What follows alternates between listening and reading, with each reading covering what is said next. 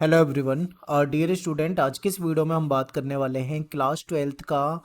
एक मैं आपको टॉपर की आंसर शीट दिखाने वाला हूं, ठीक है। यानी कि टॉपर किस प्रकार से लिखते हैं, कैसे वो अपने मार्क्स को कटने से बचाते हैं, इसको यहाँ पे हम देखने वाले हैं। लाइव आपके सामने दिखाया जाएगा, आप सीट को देख सकते हो किस तरीके से लिखा है, ठीक है। ये पेपर कब का है? ये है 2024 का। और इस पेपर का इसका ये जो आंसर सीट है, मैंने इसका क्वेश्चन पेपर भी ढूंढ लिया है, बड़ी मुश्किल से मिला है पर मैंने इसे ढूंढ लिया है। तो ये कोड देख देख लेते हैं एक बार हम क्वेश्चन पेपर का। कोड है 6143, ठीक है। यानी कि 2024 का पेपर है और कोड है इसका 6143। तो इस क्वेश्चन पेपर की जो आंसर सीट है, इसको हम देखेंगे। देखो, बहुत सारे बच्चों ने कमेंट किया था कि हम अच्छे से लिख कर आते हैं, हम बड़े बड़े आंसर भी लिख कर आते हैं, लेकिन हमको पूरे मार्क्स नहीं मिलते। यानी कि 8 नंबर का उन्होंने आंसर लिखा है अगर, तो उसको 5 नंबर मिल रहे हैं या 6 नंबर मिल रहे हैं। तो कई बच्चे ये कहते हैं कि हमको पूरे नंबर क्यों नहीं मिलते, यानी कि हमको 8 में से 8 क्यों नहीं मिलते। अच्छा चलो, 8 नहीं भी मिलते तो अपने को 7 क्यों नहीं मिल रहे हैं, कम से कम 7 तो मिले। उनका ये कहना था कि आंसर तो उन्होंने बहुत बढ़िया लिखा है, अच्छा लिखा है, लेकिन आखिर ऐसा क्यों होता है। तो चलिए टॉपर की आंसर सीट को देखेंगे और यहाँ पे ना हम बहुत डीप एनालाइज करेंगे एक एक चीज को, कि टॉपर जो लिखते हैं वो किस तरीके से लिखते हैं, ठीक है। सीबीएसई अपनी वेबसाइट पे आंसर की डालती है, उसी आंसर की को हम यहाँ पे देखने की कोशिश करेंगे। लेकिन एक नेगेटिव पॉइंट है। नेगेटिव पॉइंट क्या है? जैसे मान लीजिए आप सभी हिंदी मीडियम के हैं, लेकिन जो सीबीएसई की आंसर सीट मिलती है हमको, वो इंग्लिश मीडियम में ही मिलती है, ठीक है। अब इंग्लिश मीडियम में मिलती है तो इसकी वजह से थोड़ी सी दिक्कत हो सकती है, पर कोई बात नहीं, मैं आपको समझाने की कोशिश करूंगा। तो आपको इस वीडियो को देखने के बाद ऐसी कोई खास प्रॉब्लम आएगी नहीं, ठीक है। आपको मैं सारी चीजें समझा दूंगा, ठीक है। तो चलिए एक बार ना हम क्वेश्चन पेपर में सेक्शन ए को देख लेते हैं। सेक्शन ए के क्वेश्चन को मैं आपको ना ये क्वेश्चन पेपर और इसकी आंसर सीट की पीडीएफ दोनों टेलीग्राम ग्रुप में डाल दूंगा, आप वहां से डाउनलोड करके बाद में भी देख सकते हो। लेकिन यहाँ पे पहले जो समझाना चाह रहा हूँ उसको समझो, ठीक है। हमको पेपर को एनालाइज करना है अच्छे तरीके से। यानी कि पहला जो हमारा क्वेश्चन है, इसमें यह पूछा गया है कि आपको बताना है कि निम्नलिखित में से कौन सा भारतीय पुरातत्व सर्वेक्षण यानी जो एएसआई है, इसके पहले महानिदेशक थे, ठीक है। ऑप्शन में है S N Roy, Dayaram Sahni, John Marshall, Alexander Cunningham, ठीक है। अब इसका आंसर आप सभी जानते हैं, कनिंगम था। लेकिन अभी हम आंसर पे नहीं जा रहे हैं, हमने क्वेश्चन पढ़ लिया, आगे चलते हैं। फिर इसके बाद आपके सामने दो स्तंभ दे रखे हैं, इनको आपस में मैच करना है, ठीक है। मांडा, आप जानते हैं मांडा जो है जम्मू कश्मीर में है, यानी इससे मिला दोगे। राखी गढ़ी, नागेश्वर, कालीबंगन, कालीबंगन जैसे राजस्थान में है, इसको मिला सकते हो, ठीक है। और नागेश्वर आप गुजरात में देखोगे, राखी राखी गढ़ी आप हरियाणा में देखोगे, ठीक है। तो इस तरीके से आपको ये मैच करने हैं। इसके बाद ये एक इमेज दे रखी है, आपसे पूछा हुआ है कि इस चित्र को पहचानना है। ऑप्शन में आपके सामने दे रखे हैं, ठीक है। आप जानते हैं कि ये कैलाशनाथ मंदिर है, तो आप कैलाशनाथ मंदिर को कर सकते हैं, ठीक है। आगे चलते हैं, हमें बस क्वेश्चन को थोड़ा सा एनालाइज करना है, फिर हम चलेंगे आंसर सीट पे। फिर एक बार देखो, एक क्वेश्चन है कि निम्नलिखित जानकारी की सहायता से महाभारत का जो पात्र है उसकी पहचान करना है। वो भीम का पुत्र है। अगर आपको पता होगा महाभारत के बारे में जरा सा भी, तो आप भीम का पुत्र सुनते ही आप कर दोगे घटोत्कच। इसका आंसर घटोत्कच हो जाएगा, ठीक है। और इसके बाद बात करते हैं अगले क्वेश्चन की। आरंभिक भारतीय इतिहास में छठी शताब्दी ईसा पूर्व को एक महत्वपूर्ण परिवर्तन काल माना जाता है, क्योंकि इस समय राज्य नगर लोहे के बढ़ते प्रयोग, ठीक है। ये सारी चीजें तो यहाँ पे, तो ये हमारा क्या हो गया, सेक्शन ए हो गया। यहाँ पे हमने देखा। अब हम चलते हैं अपनी आंसर सीट पे। देखो इसने क्या करा है, सीधा सीधा मतलब क्या लिखा है, सेक्शन ए लिखा है, उसको अच्छे तरीके से अंडरलाइन करा है। इसके बाद पहले क्वेश्चन का ये आंसर हो जाएगा, यानी पहले क्वेश्चन का डी ऑप्शन है तो डी लिखा है, दूसरे का डी है तो डी लिखा है, और पूरा उसका D C A D match करा है। तीसरे का बी हो रहा है तो बी लिखकर कैलाशनाथ टेम्पल लिख दिया। चौथे का घटोत्कच सी है तो सी कर दिया, ठीक है। पांचवे में ए है, यानी दोनों करेक्ट है और उसको एक्सप्लेन भी कर रहे हैं। तो इस तरीके से यहाँ तो कोई ऐसी बात ही नहीं है जहां पे आपको कोई दिक्कत, तो ये तो आपको पता ही है ऐसे करना होता है। यहाँ पे हमें ज्यादा नहीं समझना। अब हम चलते हैं सेक्शन बी पे। अब यहाँ पे एक चीज ध्यान से देखो, अगर आप नोटिस कर रहे हो, मेरी बात को समझ रहे हो, तो आप देखोगे कि यहाँ पे इसने क्या करा है, स्केच कलर से, ठीक है। यानी इसने स्केच कलर से इसको क्या करा है, ये जिस कलर की लाइन है ना, उसी कलर का स्केच पेन यूज करा है और उसको स्केल लगा के उसको अलग से डिवाइड कर दिया है, यानी एक लाइन खींच दी है। यहाँ पे इसका सेक्शन ए कंप्लीट हो गया है, ठीक है। यानी एक साथ सेक्शन ए कंप्लीट है। इसके बाद यहाँ से सेक्शन बी स्टार्ट है, उसको भी अंडरलाइन कर रखा है। और सेक्शन बी में देखो, कई सारे बच्चे यहाँ पे लिखते हैं ठीक है, यहाँ पे लिखते हैं क्वेश्चन नंबर 22, क्वेश्चन नंबर ये, क्वेश्चन नंबर वो, आप लिख सकते हो वैसे, पर यहाँ पे बेस्ट होता है, क्योंकि मैं भी जब पेपर में लिखता था तो मैं अपने क्वेश्चन को यहीं पे लिखता था, यानी सॉल्यूशन 22 बी। ठीक है, क्लियर, अब टीचर को समझ में आ जाएगा क्वेश्चन नंबर 22 का बी पोर्शन उसने ले रखा है। ठीक है, एक बार क्वेश्चन पेपर को देखते हैं, तब हमें अच्छे से समझ में आएगा। अब हम चलते हैं क्वेश्चन नंबर 22 पे, यानी सेक्शन बी पे।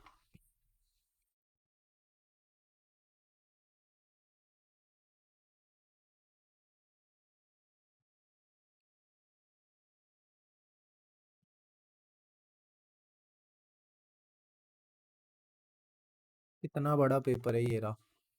ठीक है, सेक्शन बी पे आ चुके हैं हम। यहाँ पे 22 में आपको देख रहे हो आप, ऑप्शन दे रखे हैं आपको।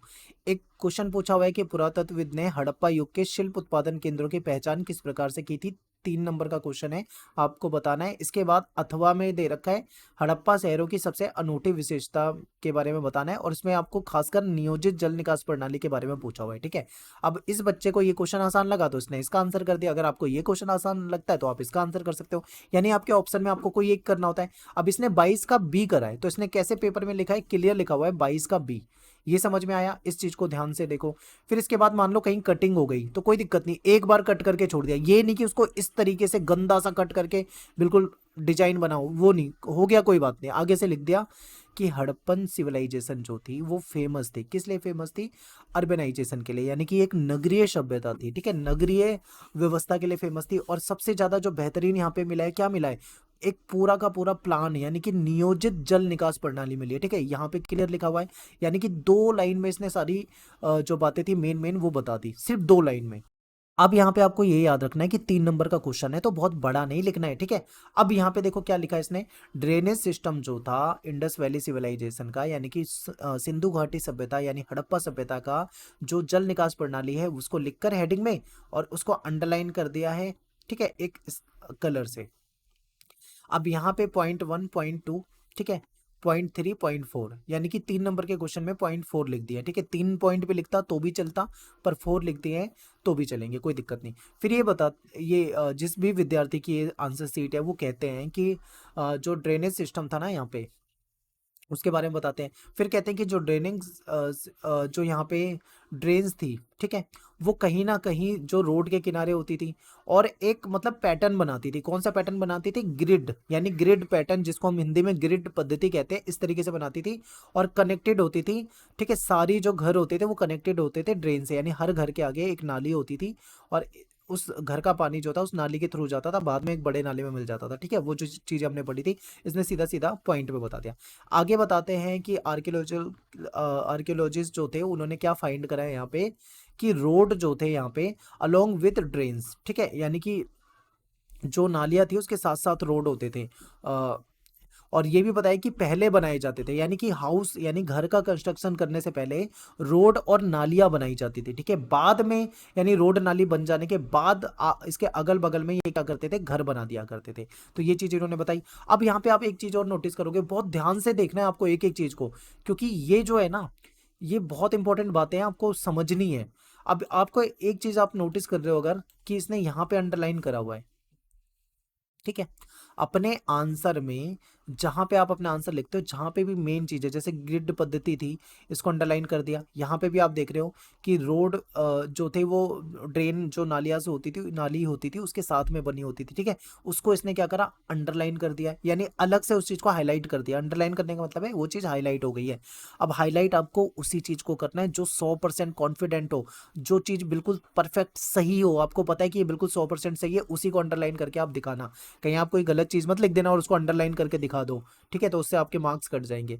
तो ये इन्होंने कम शब्दों में बताया। इसके बाद तीसरा से क्या बताया इन्होंने, फिर से यहाँ पे क्या करा, अंडरलाइन कर रखा है कि जो ड्रेन होती थी, जो नालियाँ वगैरह होती थी, ठीक है, वो कैसे बनाई जाती थी। उसमें जो जिप्सम होता था, जो जिप्सम को जिप्सम ही कहते हैं, जिप्सम का जो मसाला बनाते थे उसके द्वारा बनाई गई हुई थी। ठीक है, और उसमें जो ब्रिक्स होती है यानी ईंट वगैरह होती थी उसका भी ये यूज करते थे। ठीक है, और उसको ऊपर से ढक भी देते थे, क्लीनिंग करने में आसानी होती थी, कि बाद में क्या कर सकते थे, उसको हटा के आप नाली को साफ भी कर सकते थे। ठीक है, इसके बाद फिर आगे जो पॉइंट है ये बताया है कि ड्रेनेज सिस्टम जो था वो ठीक है, यहाँ पे बताया कि ये जो ड्रेनेज के बारे में हमको पता लगता है अच्छे तरीके से। कहाँ से पता लगता है कि इसका एक जो लोथल की जो सेटलमेंट है, यानी लोथल की जो बस्ती थी, वहां से पता लगता है कि कैसे इन्होंने जो ईंटों से इन्होंने क्या बना रखी थी, ब्रिक्स जो होती थी उससे इन्होंने नाली बना रखी थी। ठीक है, और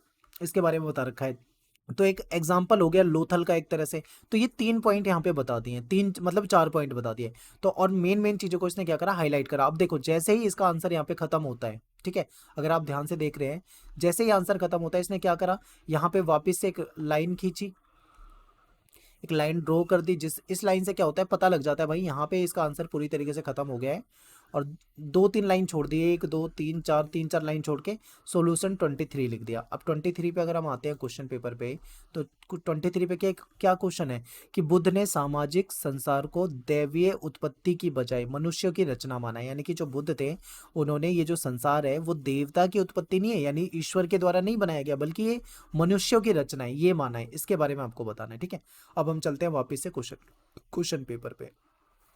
देखो, ये बताते हैं कि गौतम बुद्ध जो थे वो फाउंडर थे बुद्धिज्म के, यानी उन्होंने ये जो बुद्ध बौद्ध धर्म है इसके संस्थापक है। ठीक है, इन्होंने क्या बताया है, इनके जो बिलीव्स हैं, जो इनके विश्वास हैं वो क्या है, इसके बारे में बता रखा है इन्होंने पॉइंट में। यानी जो बुद्धा थे, उनका सोशल वर्ल्ड में क्या सोचते थे उसके बारे में देखते। तो बुद्धा जो थे, यानी भगवान बुद्ध जो थे, उन्होंने क्या कहा था कि ये जो भी सिस्टम है, ठीक है, ये जो समाज को डिवाइड कर रखा है, चाहे वर्ण व्यवस्था में कर रखा हो या जाति व्यवस्था में कर रखा हो, ठीक है, ये सब क्या है, ये या फिर जो जेंडर के आधार पे जो भेदभाव हमारे समाज में होता है, या बर्थ के आधार पे, जन्म के आधार पे, लिंग के आधार पे, या वर्ण सिस्टम जो है, ये सब क्या है, ह्यूमन क्रिएशन है, यानी कि मानव की रचना है, मानव के द्वारा बना है। ठीक है, ये भगवान के द्वारा नहीं बनाया गया है।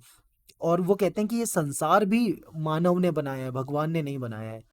आप अपने चारों तरफ जो भी देखते हो वो सब मानव के द्वारा है। ठीक है, इसके बाद इसका सेकंड पॉइंट यहाँ पे लिखा हुआ है कि भाई ये कास्ट वगैरह का जो सिस्टम था उसको भी नहीं मानते थे। ठीक है, और इन्होंने करुणा के लिए कहा था, यानी हमें इंसान को दयावान होना चाहिए। ठीक है, और अपने से छोटों के प्रति, सभी के कम्युनिटी के प्रति हमें क्या होना चाहिए, दयावान होना चाहिए, सबके बारे में सोचना चाहिए।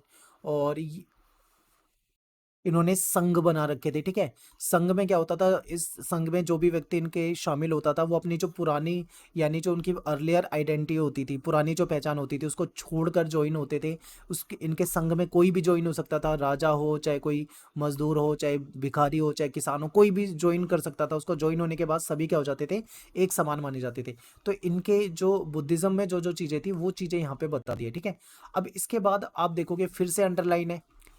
ठीक है, यहाँ पे सॉल्यूशन 24 है। अब आपके साथ मान लो ऐसी कंडीशन अगर हो जाती है कि आपने करा, नीचे 3 4 ही लाइन बच गई, तो आपको जरूरी नहीं है आप यहीं पे सॉल्यूशन शुरू कर दें, आप नेक्स्ट सीट पे भी सॉल्यूशन कर सकते हो, क्योंकि सीट जो होती है वो बहुत ज्यादा होती है, आपकी आंसर सीट भरेगी नहीं। ठीक है, अब क्वेश्चन नंबर 24 को देख लेते हैं एक बार पे हम ना वहाँ पे क्वेश्चन को देखेंगे फिर आगे चलते हैं। क्वेश्चन नंबर 24 में पूछा गया है कि विजयनगर साम्राज्य जो है, इसमें जो कृष्णदेव राय थे, इनकी भूमिका के बारे में बताना है। ठीक है, तो विजयनगर साम्राज्य के बारे में क्या लिखा है इन्होंने, एक बार इसको देख लेते हैं।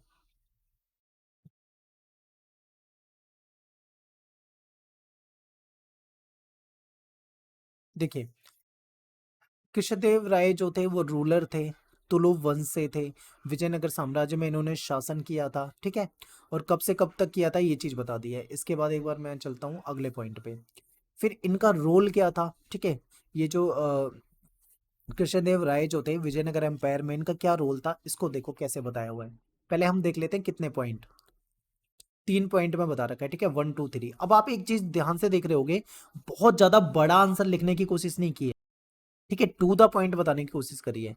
ये कहते हैं कि कृष्णदेव राय जो थे, इनके कैरेक्टरिस्टिक बता रखे हैं। ठीक है, यानी इनके बारे में बता रखा है कि इन्होंने क्या करा था, एक्सपेंशन करा था, यानी इनकी एक्सपेंशन की पॉलिसी अपनाई थी, यानी अलग अलग क्षेत्रों को जीत के विजयनगर साम्राज्य में मिलाने की कोशिश की गई थी। ठीक है, जैसे कि इन्होंने रायचूर को 1512 में कैप्चर किया था। फिर इसके बाद 1514 में ये क्या है, गजपति रूल्स इसको करा। ठीक है, फिर डिफीट करते हैं ये सुल्तान ऑफ दक्कन को 1520 में, यानी कब कब किसको हराया, किसको मिलाया, वो सारी चीजें यहाँ पे लिख दी। To the point, bullet point बना के, ठीक है। इसके बाद सेकंड पॉइंट शुरू होता है, और यहाँ पे देखो इन्होंने क्या करा है, अंडरलाइन कर रखा है। आगे कहते हैं कि कृष्णदेव राय जो थे, और इनका इन्होंने कहीं ना कहीं मतलब क्या किया था, ठीक है। ये बता रहे हैं कि जो विजयनगर साम्राज्य में जो इसका जो ढांचा था, उसका स्ट्रक्चर था, उसको कैसे मतलब उसके विकास में इन्होंने क्या योगदान दिया, ठीक है, उसके डेवलपमेंट में। फिर बताते हैं कि इन्होंने एक टाउनशिप यानी कि एक आप ये लगा लो कि एक उपनगर बसाया था, जो कि जिसका नाम था नगलपुरम, ठीक है। इसके बाद फिर बताते हैं कि कृष्णदेव राय जो थे, इन्होंने वहाँ पे जो वास्तुकला थी उसके उसमें क्या योगदान दिया, ठीक है। टेम्पल्स वगैरह वहाँ पे जो मंदिर वगैरह थे, उसके निर्माण में क्या योगदान दिया, ये बता रखा है। कि विरूपाक्ष मंदिर के सामने जो हॉल था, ठीक है, विरूपाक्ष मंदिर के सामने जो हॉल वगैरह था उसको बनाने में इन्होंने योगदान दिया, और वहीं पे इन्होंने राज्य अभिषेक करवाया था, ठीक है। उसके उपलक्ष्य में इन्होंने उसके विकास में काम किया। गोपुरम जो होते थे, गोपुरम के निर्माण में इन्होंने किस तरीके से मदद करी, ये सारी बातें यहाँ पे बता दी, ठीक है। और क्या करा इन्होंने, अच्छा यहाँ पे इनका ये तीनों पॉइंट खत्म हो गए, ठीक है। तो 3 नंबर का क्वेश्चन था, 3 पॉइंट बता दिए। अब इसके बाद अगला क्वेश्चन शुरू करा है, क्वेश्चन नंबर 25, इसको अंडरलाइन करा। क्वेश्चन नंबर 25 को हम देख लेते हैं कि क्वेश्चन नंबर 25 में क्या पूछा जा रहा है। इसमें पूछा जा रहा है कि मुगल भारत में जो भू राजस्व प्रणाली थी, इसके बारे में आपको बताना है, ठीक है। तो कैसी भू राजस्व प्रणाली थी, इसको देख लेते हैं। देखो ये आंसर अब एक बार में दिख जाएगा। तो यहाँ पे ये बताया गया है कि जो लैंड रेवेन्यू था, यानी कि जो भूमि से मिलने वाला जो राजस्व था, वो कहीं ना कहीं रीढ़ थी, ठीक है, मुगल साम्राज्य के लिए। यानी मुगल साम्राज्य का जो सबसे बड़ा स्रोत था ना, किस चीज का, टैक्स का, वो कहाँ से मिलता था, भू राजस्व से मिलता था, ठीक है। तो उसके लिए इन्होंने क्या क्या करा था, वो सारी बातें। तो सबसे पहले क्या है, इसमें बता रखा है कि मुगल भारत में जो भू राजस्व प्रणाली थी, ठीक है, इंडिया में, उसके बारे में बता रखा है। तो आप सभी जानते हैं कि क्या होता था कि लैंड रेवेन्यू जो होता था, वो कलेक्ट किया जाता था, ठीक है। जो उसके लिए अलग अलग ऑफिसर इन्होंने बना रखे थे, उन ऑफिसर के द्वारा इसको कलेक्ट किया जाता था, जिसको अमीर गुजार वगैरह ये सब कहा जाता था। ये क्या करते थे, ये कैश के रूप में भी ले सकते थे, या फिर फसल के रूप में भी कलेक्ट कर सकते थे, ठीक है। जिस रूप में वो देना चाहे टैक्स, उस रूप में उसको कलेक्ट कर लेते थे। फिर जो टैक्स कलेक्शन होता था, इसके 2 चरण होते थे, जो हमने पढ़ा था ना। एक होता था जिसको जमा कहा जाता था, एक होता था हासिल, ठीक है। यानी कि टैक्स को का एस्टिमेट बनाना, यानी कि उसको डिसाइड करना कि कितना टैक्स आएगा, उसको जमा कहा जाता था। लेकिन जो एक्चुअल जो रियल जो टैक्स मिलता था, उसको हासिल कहा जाता था, यानी कितना उनको प्राप्त हुआ है, ठीक है। और इसके आधार पे देखा जाता था कि कितना इनको टैक्स मिला है, नहीं मिला है, जो भी चीज़ें। इसके बाद तीसरा पॉइंट बता रखा है, इसको देखते हैं। तीसरे पॉइंट पे इन्होंने बताया हुआ है कि किस प्रकार से अकबर और औरंगजेब के काल में जो खेती की जमीनें होती थी, उसकी मपाई वगैरह नपाई वगैरह कैसे करा करते थे, ठीक है, ये लोग। ये फिर चौथा पॉइंट है, इसमें बता दिया कि भूमि को अलग अलग तरीके से इन्होंने डिवाइड कर रखा था। जैसे पोलज भूमि थी, एक परती भूमि थी, ठीक है, चच्चर भूमि थी, बंजर थी, बंजर मतलब जिसमें जो बहुत बेकार लैंड थी, ऐसी भूमि थी जिसपे खेती नहीं की जा सकती है, ठीक है। और प्रति भूमि जो थी, जो मतलब काफी लंबे समय तक से क्या है, एग्रीकल्चर जिस पे नहीं की गई है, यानी खेती नहीं की गई है। चच्चर भूमि जो कि 3-4 साल से पड़ी हुई है, ठीक है, छोड़ रखा है उसको। और इस तरीके से भूमि को, यानी जो लैंड होता था, उसको अलग अलग कैटेगरी में डिवाइड किया हुआ था। तो ये बातें यहाँ पे क्लियर बता रखी है। अब आप एक चीज को नोटिस करोगे बहुत ध्यान से, अगर आप मेरी बातों को समझ रहे हो, तो यहाँ पे देखो इसने बहुत बड़े बड़े आंसर नहीं लिखे, यानी टू द पॉइंट लिखा है। आप ये कहते हो ना, बहुत सारे बच्चे कहते हैं सर हम तो इतना बड़ा आंसर लिख के आते हैं, फिर हमें हमें मार्क्स नहीं मिलते। आप कितना भी बड़ा लिख लो, अगर आपका आंसर अच्छा नहीं है तो आपको मार्क्स नहीं मिलेंगे। यहाँ पे क्या है, टू द पॉइंट लिखा है कि इतनी कैटेगरी में भूमि को बांटा था, यानी इस आंसर में जितनी सारी बातें बतानी थी, सारी बातें बता दी, लेकिन ज्यादा बड़ा आंसर नहीं लिखा, यानी कम शब्दों में टू द पॉइंट बता दिया। टू द पॉइंट सारी चीजें बता दी है, ठीक है। 1 से 1.5 पेज में ही इसने आंसर कर दिया है। इसके बाद अगला क्वेश्चन करा है, क्वेश्चन नंबर 26। क्वेश्चन नंबर 26 को एक बार अगर हम मैप में देखें, तो यह है संथालों ने जमींदार, साहूकार और अंग्रेजों के खिलाफ विद्रोह क्यों किया था भाई। तो आप सभी को इसका आंसर पता ही होगा। एक सेकेंड,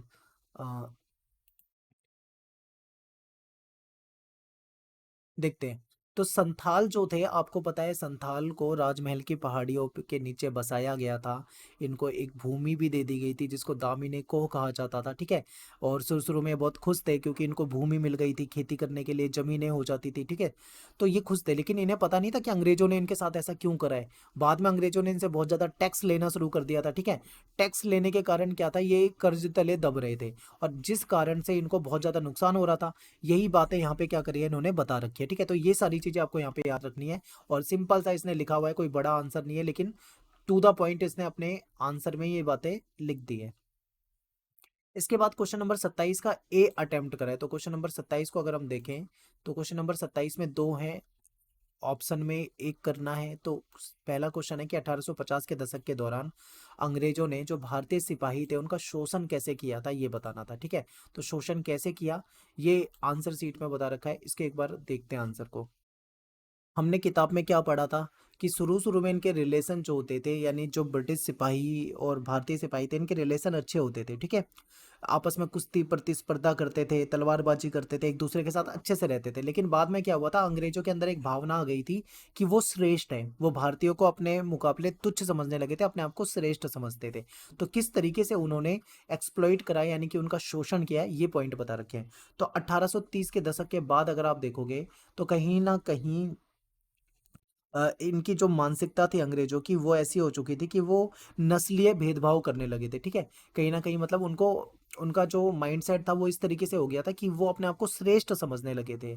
और फिर आगे देखते हैं क्या लिखा है कि भारतीयों के जो भारतीय सिपाही होते थे उनके साथ फिजिकली अब्यूज, यानी कि शारीरिक कहीं ना कहीं दुर्व्यवहार किया जाने लगा था, ठीक है। किसके द्वारा, जो ब्रिटिश सैनिक होते थे या अधिकारी होते थे उनके द्वारा, ठीक है। फिर क्या होता था कि जो भारतीय सिपाही थे उनको जो वेतन होता था, ठीक है, यानी उनको जो पेड, यानी जो पेड लेस, यानी कि उनको जो वेतन था वो कम दिया जाने लगा था, ठीक है। अंग्रेजों को ज्यादा वेतन मिलता था, लेकिन भारतीय सिपाहियों को जो वेतन था वो कम मिलता था। और उनका प्रमोशन भी आसानी से नहीं होता था, ठीक है। भारतीयों को हायर पोस्ट में नहीं जाने दिया जाता था, यानी जो बड़ी पोस्ट होती थी, अधिकारी वाली पोस्ट होती थी, उसमें तो ये अंग्रेज ही होते थे। तो इस तरीके से आप बता सकते हो कि किस प्रकार से इन्होंने भारत में भारतीय सिपाहियों के साथ शोषण किया। ये सारी बातें यहाँ पे बता रखी है, ठीक है। और अगर आप यहाँ पे भी ध्यान से देखोगे, अगर बहुत अच्छे तरीके से आप देख पा रहे हो जो मैं समझाना चाह रहा हूँ, तो आप ये देखोगे कि इसने क्या कर रखा है, अंडरलाइन कर रखा है। कहाँ कहाँ पे अंडरलाइन कर रखा है, एक बार मैं आपको फिर से बताता हूँ। आप ध्यान से देखोगे तो यहाँ पे अंडरलाइन कर रखा है, ठीक है। फिजिकली अब्यूज किया जाता था, कम पैसा दिया जाता था, प्रमोशन नहीं मिलता था, ठीक है। और किस तरीके से 1830 के दशक में इन्होंने भारतीयों के साथ मतलब एक मतलब अ, नस्लीय भेदभाव कहते हैं ना, ठीक है, एग्जैक्ट वर्ड है नस्लीय भेदभाव। नस्लीय भेदभाव करना शुरू कर दिया था, अपने आप को सुपीरियर समझ रहे थे और भारतीयों को मतलब कहीं ना कहीं गलत समझ रहे थे, ठीक है। तो ये हो जाएगा। तो ये सारी बातें यहाँ पे बता रखी है। इसके बाद है सेक्शन सी शुरू हो जाता है। सेक्शन सी में एक बार देख लेते हैं क्वेश्चन, तभी अच्छे से समझ में आएगा कि क्वेश्चन क्या है। देखो, ये तो सेक्शन बी था हमारा।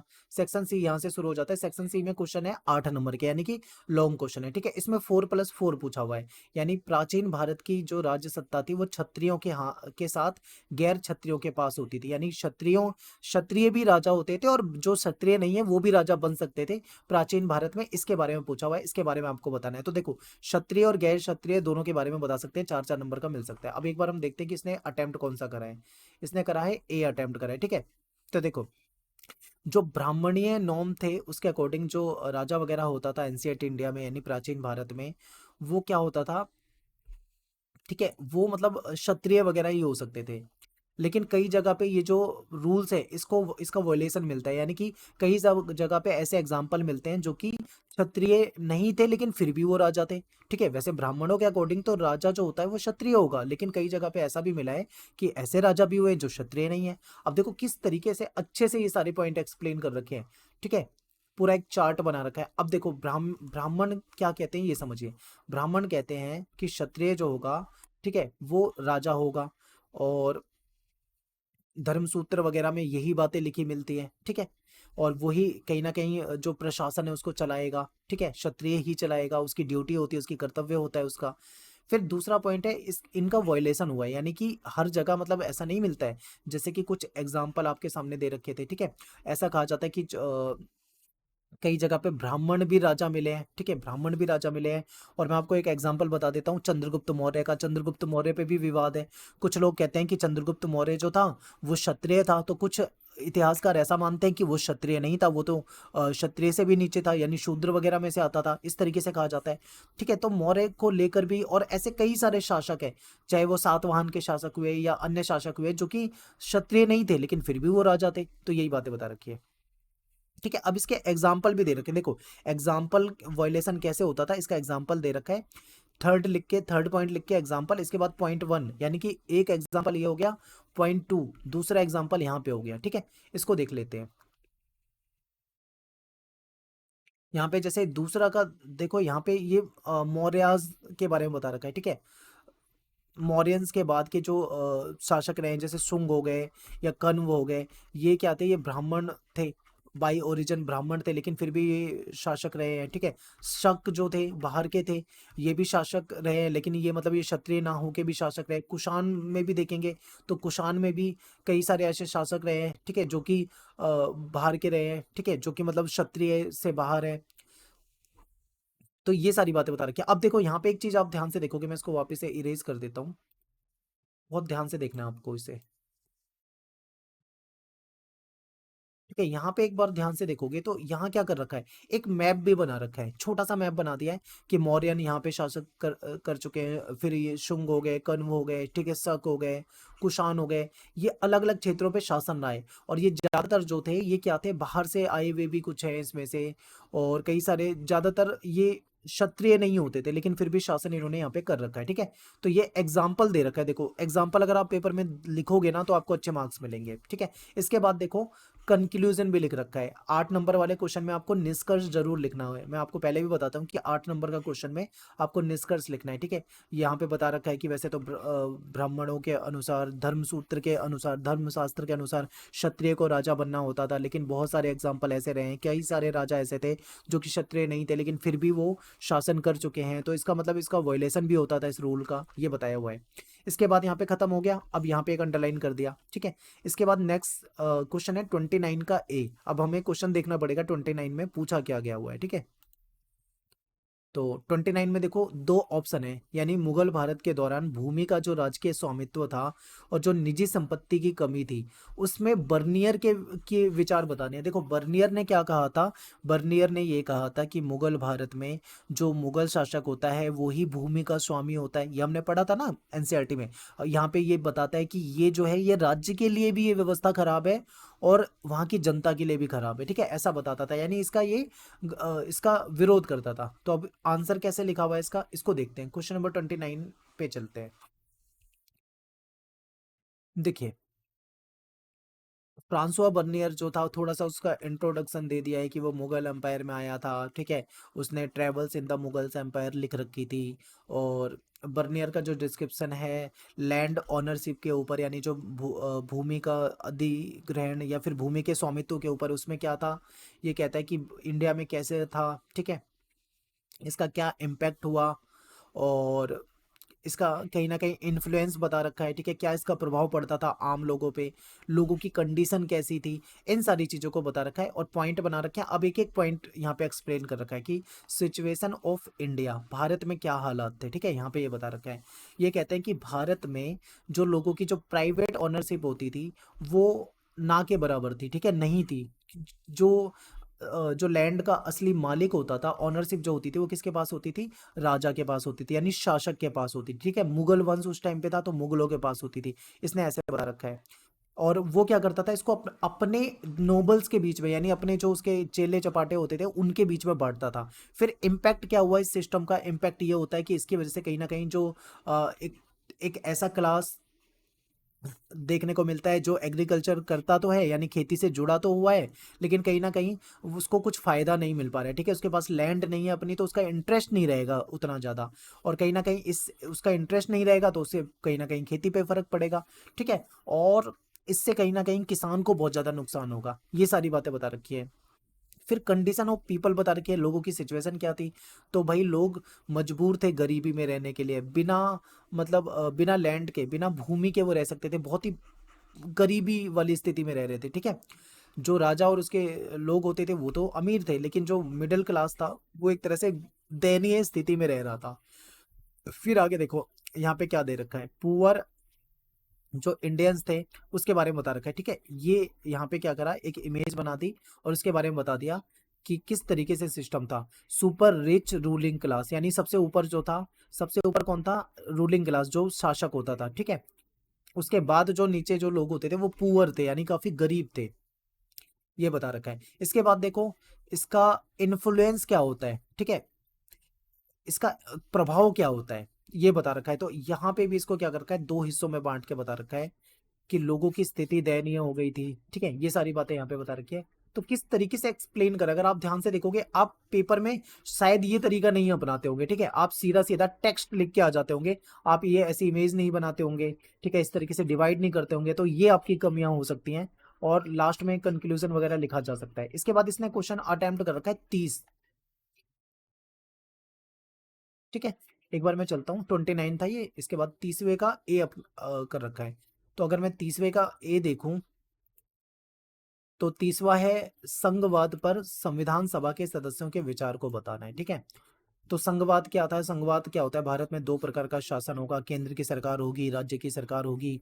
ठीक है, केंद्र सरकार को क्या शक्तियां होंगी, राज्य की सरकार को क्या शक्तियां होंगी, ये सारी बातें थी। तो आपको पता है कि फेडरलिज्म के ऊपर हमारे संविधान सभा में बहुत ज्यादा बहस चली थी।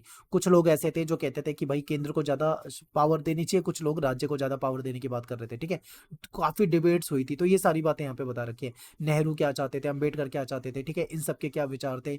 लिस्ट आपको पता है, तीन लिस्ट थी, एक संघ सूची थी, एक राज्य सूची थी, एक संवर्ती सूची थी, जिसके बारे में बता रखा है कि संघ सूची में ऐसे वैसे होते थे जिसमें यूनियन यानी केंद्र की सरकार कानून बनाती थी। स्टेट जो राज्य सूची होती थी उसमें राज्य की सरकार कानून बनाती थी। ठीक है, और अन्य जो सूची थी उस पर दोनों सरकार कानून बना सकती थी।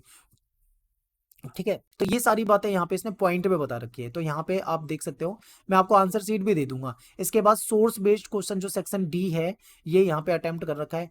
आप सोर्स बेस्ड क्वेश्चन को देखो कैसे लिख रखा है, 1 2 3 करके। ठीक है, फिर मैप है, तो यहाँ पे आंसर शीट खत्म हो जाती है। ठीक है, तो इस तरीके से ये दे रखा है। एक बार आंसर आप मैप वाले को मैं दिखा देता हूँ आपको, इस तरीके से ये मैप भी कर रखा है। तो ये आंसर शीट मैं आपको दे देता हूँ, इस आंसर शीट को ध्यान से देखो। और मैंने आपको एक्सप्लेन करके बताया कि किस तरीके से उसने लिखा है, क्या क्या चीज़ों को करा है। इन चीज़ों को आप अपने बोर्ड एग्जाम में अप्लाई करना है। ठीक है, बाकी मैं आपको प्रीवियस ईयर के क्वेश्चन पेपर का सोल्यूशन भी कराऊंगा, तो वो भी आपको जरूर देखना है। मिलते हैं आपसे नेक्स्ट वीडियो में। Thanks for watching. जय हिंद, जय भारत।